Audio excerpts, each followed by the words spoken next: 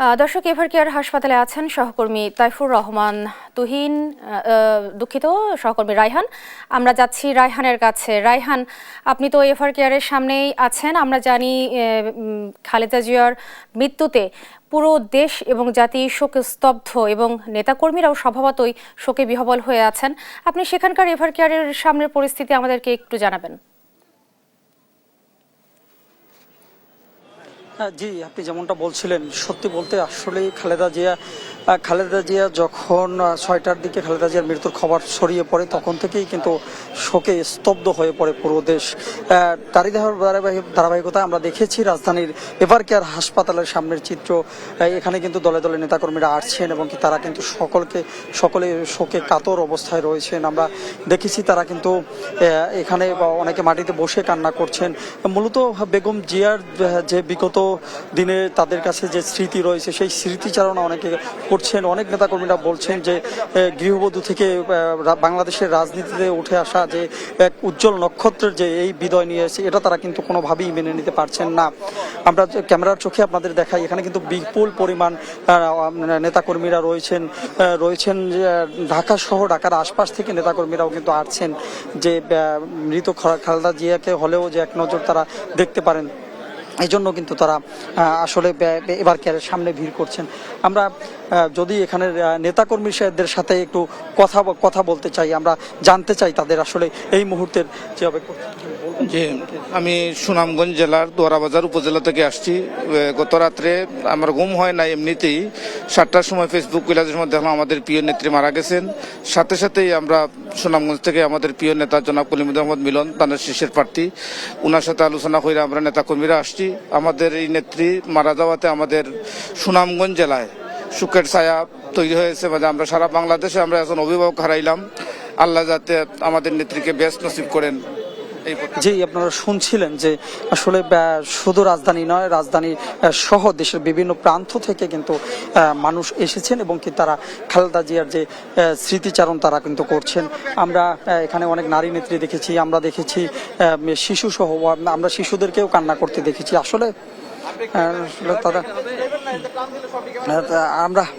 আমরা এই মুহূর্তে ক্যামেরার চোখে দেখেছিলাম যে তাদের নেতাকর্মীদের যে ভিড় এবং তাদের যে দুঃখে ভরা ক্রান্ত মন নিয়ে যে তারা দাঁড়িয়ে আছেন এক নজর দেখার জন্য। আমাদের এভার কেয়ারের ঠিক অপর পাশে রয়েছে সহকর্মী তুহিন। আমরা সরাসরি চলে যাচ্ছি তুহিনের কাছে। তুহিন, শুনতে পাচ্ছেন আমাকে?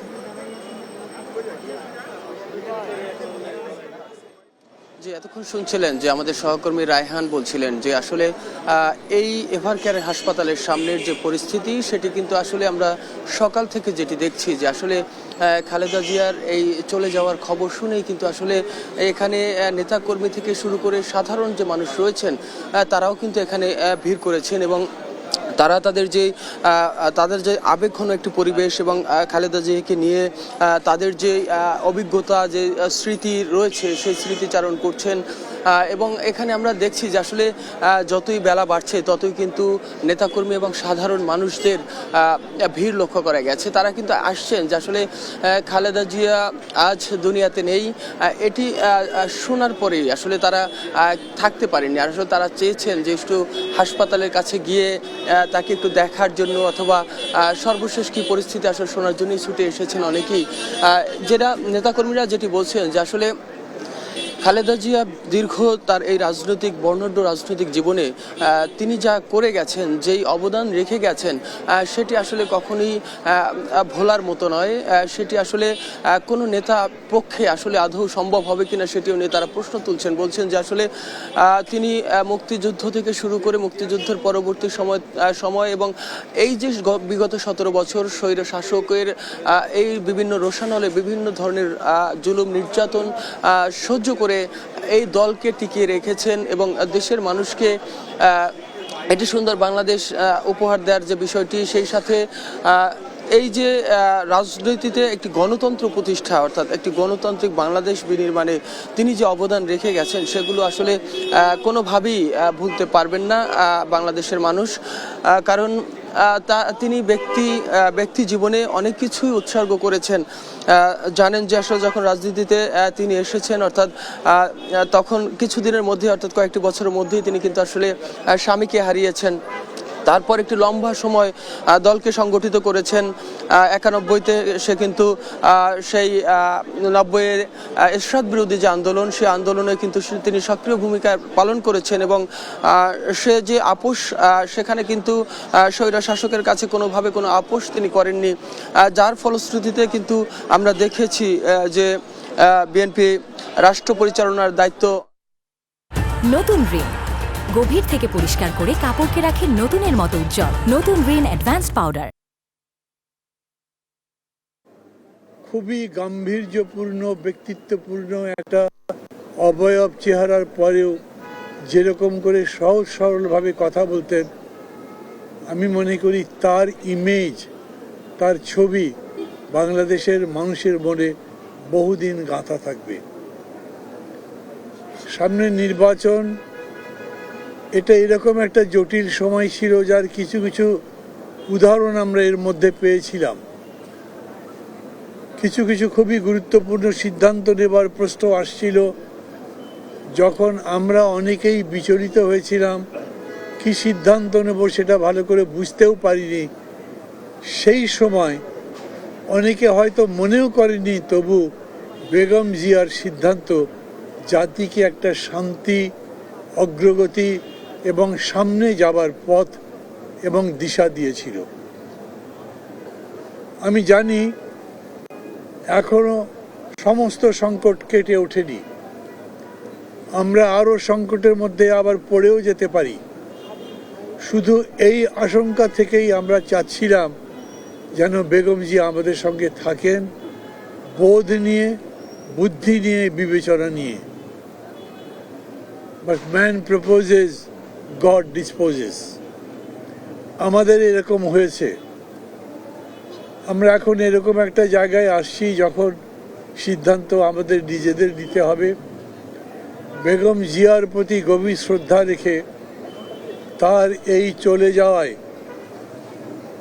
আত্যন্তিক শোক প্রকাশ করে আমি বলবো এটাই, যে তাকে যথাযথভাবে শ্রদ্ধা জানাবার জন্যে আমরা যেন তার মতো ধীর স্থির, ধী শক্তি সম্পন্ন, সামনে দেখার যোগ্যতা সম্পন্ন হয়ে উঠি, সেই কামনা করব। আল্লাহর কাছে আমাদের এটাই চাওয়ার বিষয়। এই দেশ অনেক ঝড় ঝঞ্ঝার মধ্যে দিয়ে গেছে, সেই ঝড় ঝঞ্ঝাকে মোকাবেলা করবার জন্যে আমাদের সামনে ইমেজ অনেক এসেছে, কিন্তু সব ইমেজ আমাদেরকে সমান রকম বিচক্ষণতা দিতে পারেনি। এখন দেশ গড়বার সময়, এই মুহূর্তে কোনো স্বৈরতন্ত্রের বিরুদ্ধে লড়াই করবার সময় নয়, এখন আদর্শিক লড়াই করবার সময়, গণতন্ত্রকে নির্মাণ করবার সময়, এবং গণতন্ত্রকে নির্মাণ করবার জন্যে গণতান্ত্রিক বোধ সম্পন্ন, গণতন্ত্রের প্রতি শ্রদ্ধা সম্পন্ন মানুষের বিশেষ করে নেতৃত্বের দরকার। আবারও বলি, আমি বেগম জিয়ার মধ্যে সেই রকম নেতৃত্বের স্ফুরণ দেখেছিলাম। বেগম জিয়ার ব্যাপারে খুব বড় বড় পাবলিসিটি হয়নি, তিনি এবং তার দল এইভাবে পাবলিসিটি করবার কাজ করেননি, কিন্তু তারপরেও তার সম্পর্কে মানুষের যে কি পর্বত সমান উঁচু ধারণা গড়ে উঠেছিল সেটা আমরা সবাই দেখেছি।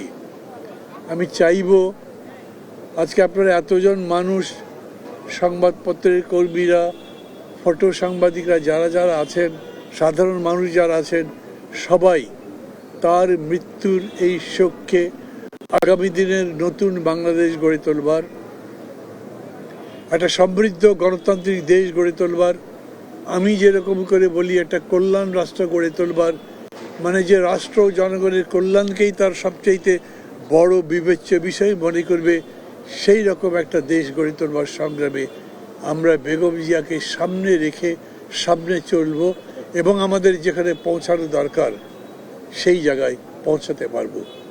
আল্লাহ আমাদের সহায় হন। তার আত্মার প্রতি গভীর শ্রদ্ধা প্রকাশ করছি আজকের এই দিনে। আল্লাহ যেন সমস্ত মানুষের এই সমস্ত দোয়া কবুল করেন। তার যদি কোনো আমাদের অগোচরে, তার অগোচরেও এরকম করে দোষ ত্রুটি হয়ে থাকে, সেটা নিশ্চয়ই আল্লাহ মাফ করবেন। আল্লাহ বাংলাদেশকে বাংলাদেশের জনগণকে মাফ করবেন। খোদা হাফেজ, থ্যাংক ইউ ভেরি মাচ। সবাই আমার কথা শুনেছেন সেই জন্যে। আসসালামু আলাইকুম আবার।